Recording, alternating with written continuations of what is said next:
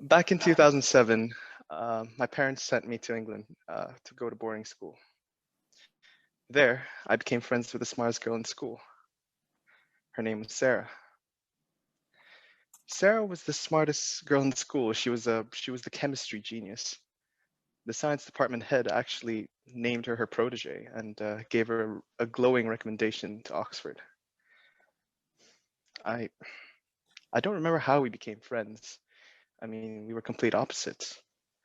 I was loud, wild, a complete mess, and she was shy.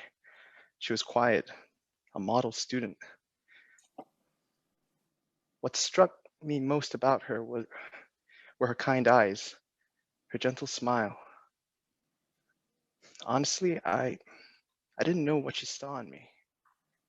Maybe she thought I was something that she wanted to be, because she always said that she wanted to be braver, more outgoing, and maybe being with me gave her that. At least I think I did. Now, after a few months, we started dating. We spent virtually every night together after classes. She'd always help me with my homework, but she'd get frustrated and ended up doing it for me anyway. She did so just so we could spend more time together, doing other things. We'd always go sing at the karaoke nights at auditorium or spend time with friends at other dorms. But sometimes we'd even just go find a quiet place on campus and talk about anything, everything. Those were the good times. One night, after about 3 months of dating, I was waiting outside her dorm on a cold January night. Her best friend Kino came down, said that she wanted to talk to me. It turned out Sarah's grades were slipping. She'd been late turning in work, and she got a warning from the department head. I felt a weight slowly drop on my shoulders as Kino spoke, but before more could be said, Sarah came through the door. Kino said her goodbyes and told us to have fun, and Sarah took me by the hand and led me into the night. I can still remember her cold, small hand in mine, so I placed them in my hoodie pocket like I'd always do. At dinner, I was quiet. I tried my best to act as normal as I could, but this anxiety had built on top of me as Kinnell's words were, well, they started to sink in. Sarah knew something wasn't right. She asked me what was wrong. I made up an excuse, said that I was stressed about some work or something, rather. But being the angel that she was, she asked if she could help, like she'd always do. But I told her not this time. So I called the night early and I walked her back. And outside her door, I kissed her goodnight. My hand on her warm face, her eyes staring so hopefully at me. That night I couldn't sleep. I just kept thinking about what I should do. Because as happy as she made me, I couldn't be the reason that she didn't achieve her dreams. In a long, bright future that she worked so hard for, I was I was just a footnote, a distraction. I had no place in her life. It was the right thing to do. So at my distance, I turned down her invitations to spend time.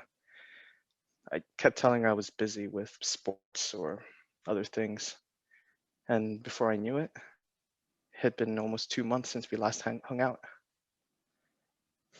She was patient. She was hurt.